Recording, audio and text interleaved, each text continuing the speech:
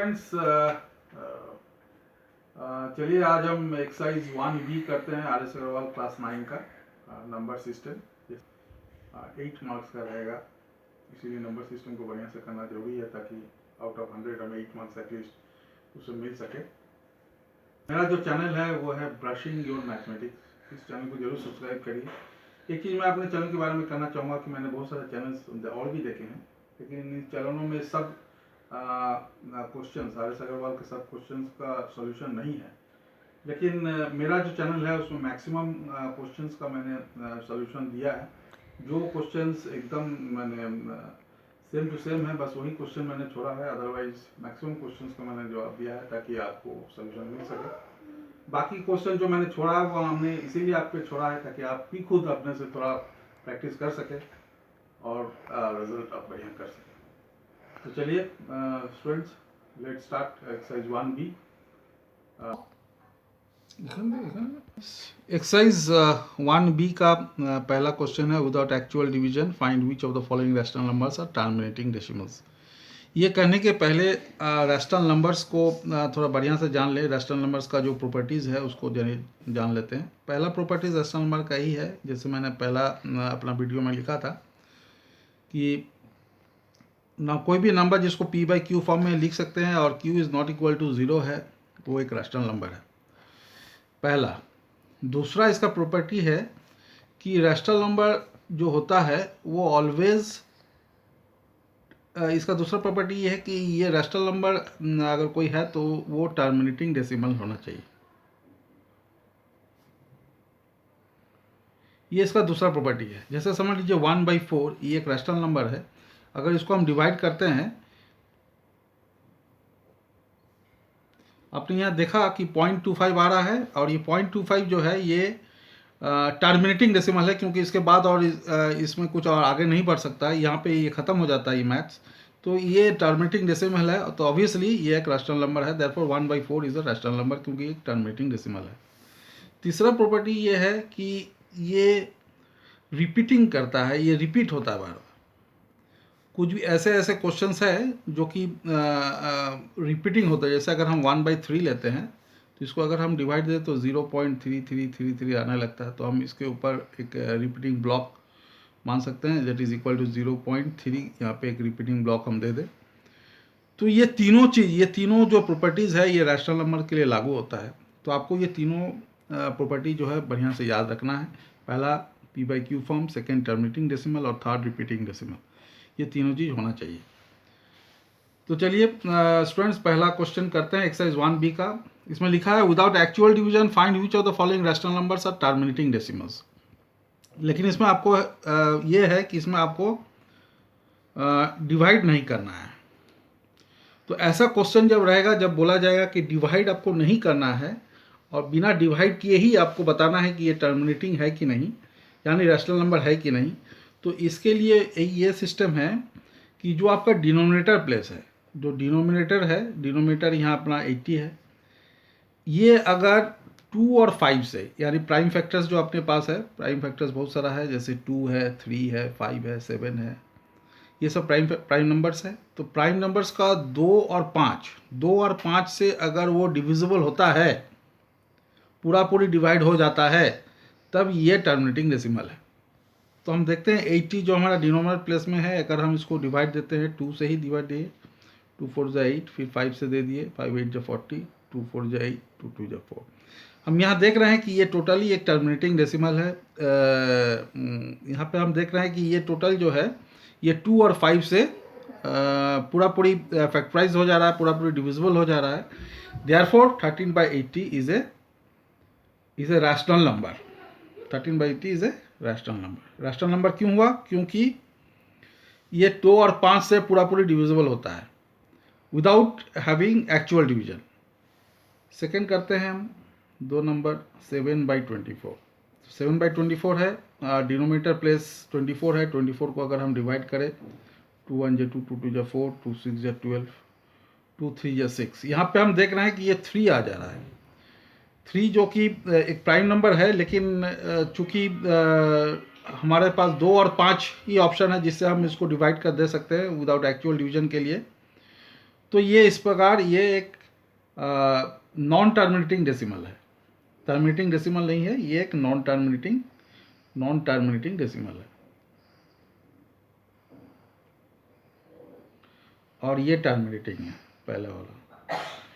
तो इस प्रकार से हम बाकी क्वेश्चंस को भी कर सकते हैं, खाली हमको डिनोमिनेटर प्लेस को डिवाइड करके देख लेना है कि 2 और 5 से डिवाइड होता है कि नहीं। सेकेंड क्वेश्चन है, write each of the following in decimal form and say what kind of decimal expansion it has.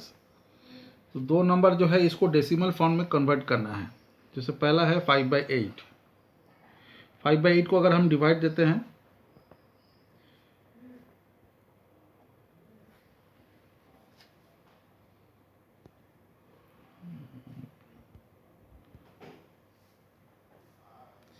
हम यह देख रहे हैं कि 5/8 जो है ये एक 0.625 आ रहा है, यानी ये जो है एक डेसिमल एक्सप्रेशन है।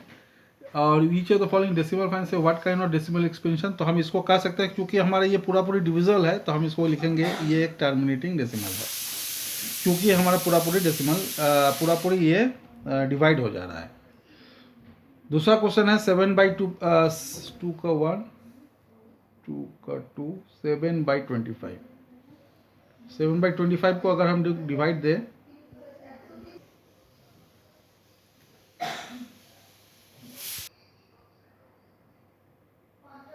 तो यहाँ पे भी हम देख रहे हैं कि ये पूरी डिविजिबल हो जा रहा है, देयरफॉर ये भी एक टर्मिनेटिंग डेसिमल है। तो ऐसा क्वेश्चन आने से हम लोग इसको डिवाइड करके देख लेंगे।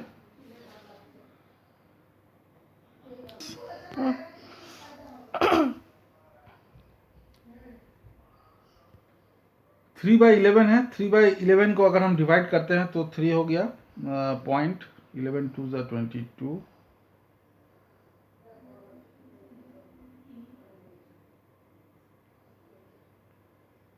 77 10 से 7 गया 3,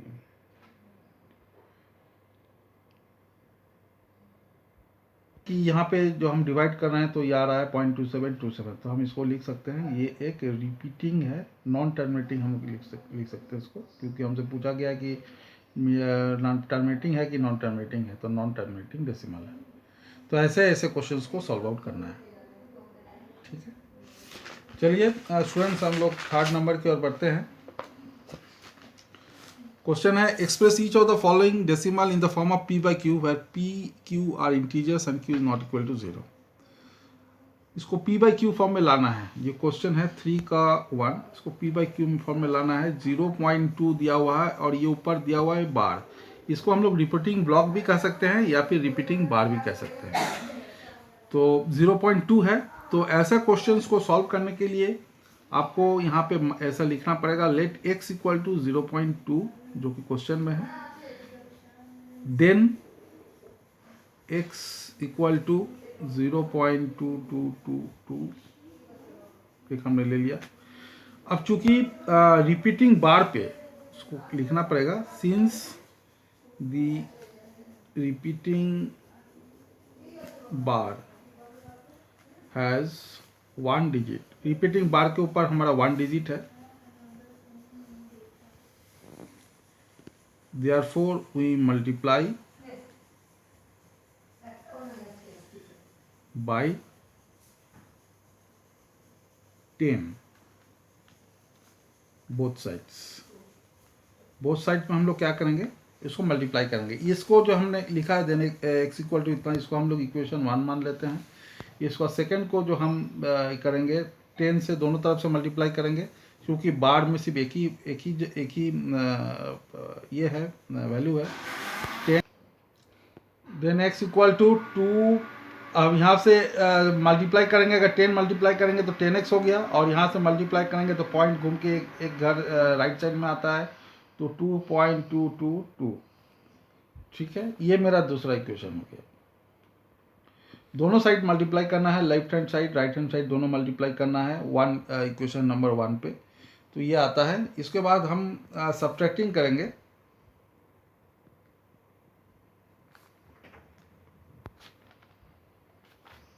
फ्रॉम 1, 2 से 1 को माइनस करेंगे, तो पहला 2 लिखेंगे 10x इक्वल टू 2 इक्वेशन 2 से इक्वेशन 1 को मल्टीप्लाई माइनस करेंगे और उसमें x माइनस कर लेंगे तो हो गया 0.2। तो यहाँ पे हो गया, आप इसको माइनस करेंगे तो 9x हो गया इक्वल टू सिर्फ 2 आया 2.000। तो x इक्वल टू आ गया 2/9। तो हमारा ये मैथ जो है वो सॉल्व हो गया। 2/9 जो है ये इसका आंसर है। अगर हम इसको डिवाइड करेंगे तो हम देखेंगे कि ये बार बार रिपीटिंग ब्लॉक में आएगा, 0.2222 करके आता रहेगा। ठीक है, तो ऐसा क्वेश्चंस को इस हिसाब से सॉल्व किया जाता है। उसी प्रकार 0.53 जो है, 53 पे 2 बार ब्लॉक है, दो ठो ब्लॉक है, तो ऑब्वियसली इसको हम लोग 100 मान के चलेंगे। जैसे 3 का 2 हम करके आपको दिखा रहे हैं। 0.53 ये आपका ये हो गया, इस पे ब्लॉक किया हुआ है।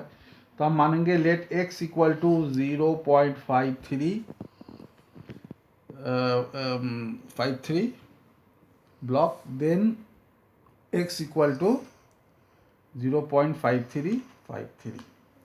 जैसे बार बार 5353 रिपीट होगा क्योंकि रिकरिंग ब्लॉक जो है, रिकरिंग बार जो है 53 पे है। तो इसको हम इक्वेशन 1 मान लेंगे, लिखेंगे since the repeating bar has 2 digit, इसमें 2 डिजिट है, therefore we multiply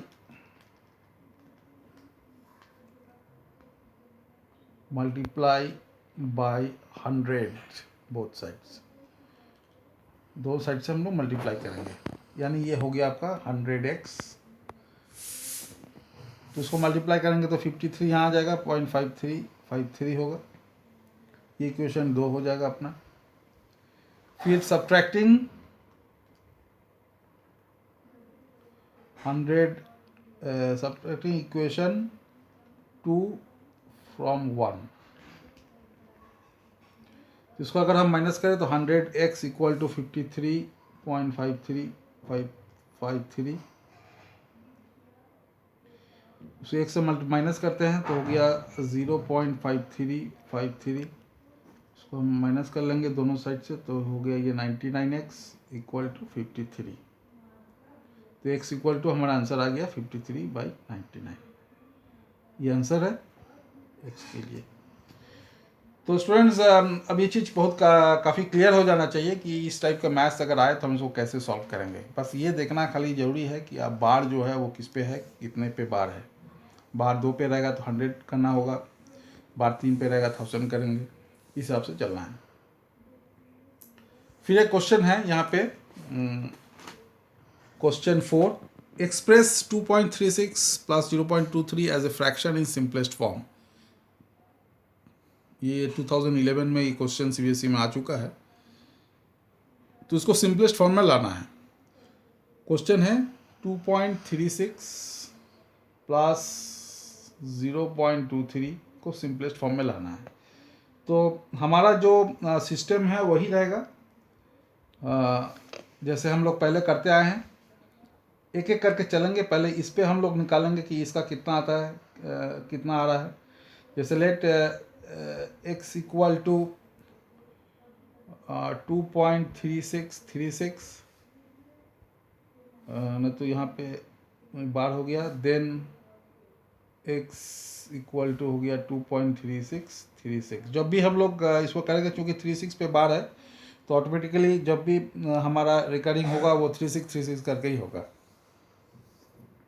क्योंकि बार 2 पे है, since the repeating bar has 2 digit, therefore we multiply by 100 both sides। दोनों को मल्टीप्लाई करेंगे, इसको इक्वेशन 2 मान लेते हैं, तो हम यहाँ मल्टीप्लाई कर देंगे तो ये 100x हो जाएगा और 236 हो जाएगा 3636 ये हो जाएगा। इसको हम लोग इक्वेशन 2 मान लेंगे। सब्ट्रैक्टिंग इक्वेशन 2 फ्रॉम 1, तो 100x हो गया, 236.3636 माइनस x इक्वल टू 2.3636। इसको अगर माइनस करेंगे तो कितना आ जाएगा,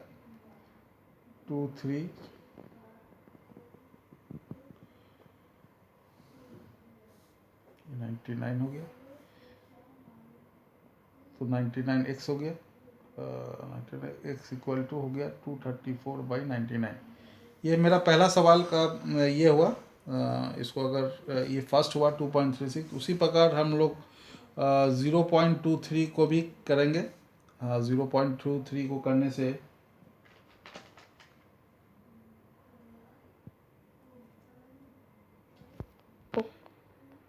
उसमें यहाँ पे 0.23 दिया हुआ है, इसको भी लेंगे। लेट x इक्वल टू 0.23, इसके रिपीटिंग ब्लॉक है। देन x इक्वल टू हो गया